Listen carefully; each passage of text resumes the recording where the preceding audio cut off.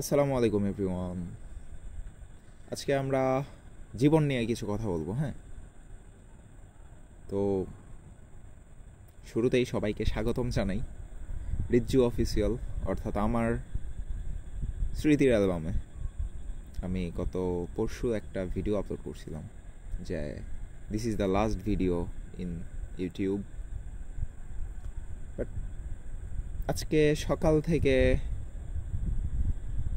ভাবছি আর কি যে আসলে কেন কেন ডিলেট করব, থেকে যাক না, কিছু স্মৃতি আটকায় রাখি আমার অ্যালবামে। তো যার জন্য আবার চলে আসছি। পিছে লোকে কিছু বলে, একটা কথা আছে না? তো পেছন থেকে মানুষ অনেক কথাই বলবে, জীবন নিয়ে অনেক কিছুই টেনে ধরবে। এইগুলো নিয়ে আসলে জীবনে আগে যাওয়াটা একটু কঠিন। তো আমি যেই গল্পটা আজকে আপনাদেরকে বলতে চাই সেটা হচ্ছে, এক দেশে একটা রাজা ছিল,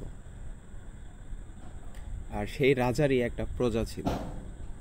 রাজার বিশ্বস্ত কিছু প্রজা থাকে না, সেই প্রজা।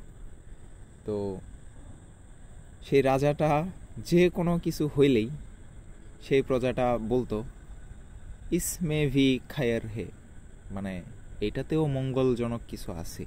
মানে সে প্রত্যেকটা কাজে এই কথাটা বলতো।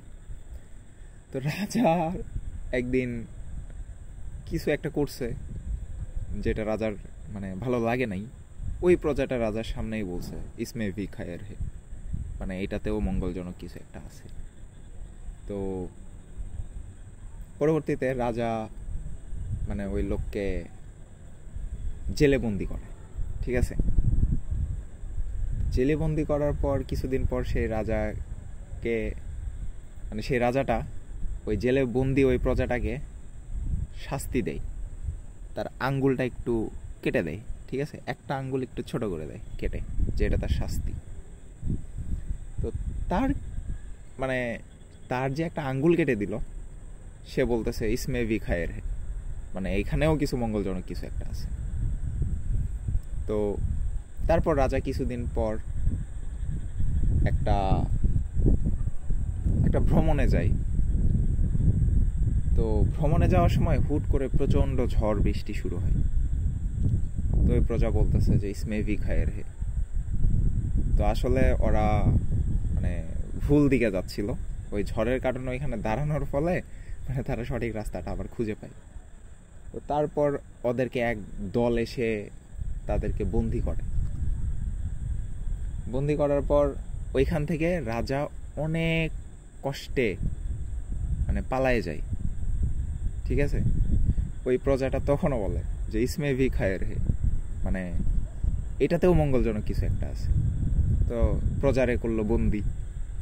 এখন যেই লোকগুলা এই প্রজাটারে বন্দি করছে, তাদের ওইখানে মানে একটা রীতি ছিল, মানে কোনো একটা মহামারী আসলে তারা একজন করে বলি দিত, মানে গলা কেটে জবাই করা যেটাকে বলি আমরা।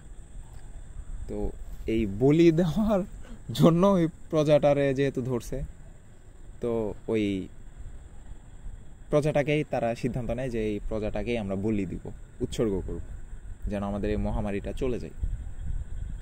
তো ওই প্রজা তখনও বলতেছে ইসমে ভি খায়ের হে, মানে আসলেই কি প্রজাটা পাগল, মানে সবসময় বলে ইসমে ভি খায়ের হে। তো লাস্টে যেটা হয়, যেই পুরোহিতটা বলি দিতে আসবে, সে দেখে যে ওই প্রজার একটা আঙ্গুল কাটা।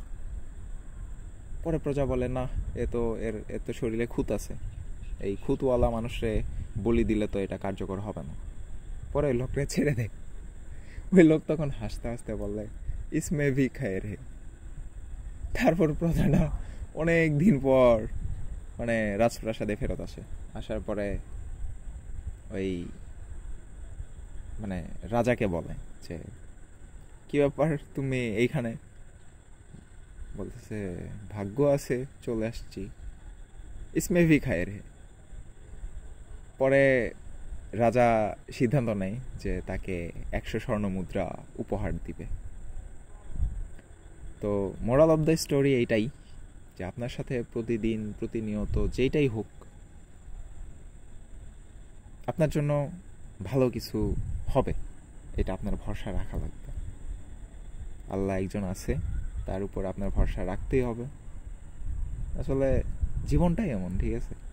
জীবনের প্রত্যেকটা পদে পদে আপনাকে ঠেকতে হবে, শিখতে হবে, এগিয়ে যাইতে হবে। কিছু তো করার নেই, জীবন তো জীবনের মতো চলবে, তাই না? তো এইটাই হচ্ছে মোরাল অফ দ্য স্টোরি। এইটাই মানে আমার এই ভিডিওটার এইটাই একটা মানে এইটাই আপনাদেরকে জানানোর উদ্দেশ্য যে আপনারা যদি কখনো ঠেকে পড়ে যান, একদম দেওয়ালে পিঠ ঠেকে যায়, যে আপনি এখান থেকে আর উদ্ধার হইতে পারবেন না, আপনি বাঁচতে পারবেন না, আসলে এইটা না। জীবন তো মাত্র শুরু ভাই, ছোট্ট একটা জীবন। বুক ভরে একটা নিঃশ্বাস নেবেন, আকাশের দিকে তাকায় হাসবেন আর বলবেন অনেক দূরে যাইতে হবে, এখনই থেমে গেলে চলবে না। তো দেখবেন ইনস্ট্যান্ট একটা এনার্জি আপনি পাবেন। যখন আপনার মন খারাপ হবে, বন্ধু বান্ধবের সাথে আড্ডা দিবেন। আমার সত্যি কথা বলতে আমি একটা খারাপ সিচুয়েশনের মধ্যে দিয়ে যাইতেছি, কিন্তু I am the luckiest one যে আমি ভালো কিছু বন্ধু বান্ধব পাইছি, আমার সাপোর্ট দেওয়ার মানুষজন পাইছি। ইভেন বিশ্বাস করবেন কি না জানি না, এই যে ভিডিওটা আমি বানাইতেছি, আমি রুমে শুয়েছিলাম, হুট করে আমার নখ দিয়ে বলতেছে যে কিরে মন খারাপ? বললি না, কই না তো। পরে বলতেছে মন খারাপ করে থেকে লাভ আছে, যে ইউটিউবে ভিডিও আপলোড কর, তোর ভিডিওর জন্য ওয়েট করতেছি। এই যে চলে আসলাম। মানে আপনাদেরকে এই ভিডিওটা যে আপনারা দেখতে পাচ্ছেন, এইটা আসলে ক্রেডিট গোস টু হিম, যে সেই বলছে চলে আসছি। তো আর এই সময়টা আমি নর্মালি প্রায় 1-1.5 বছর ধরে এই সময়টা আমি ছাদেই বসে থাকি, আমার বাসার ছাদে। চাঁদ থাকে, তারা থাকে, তাদের সাথে গল্প করি, মাঝে মাঝে আল্লাহর সাথেও গল্প করি।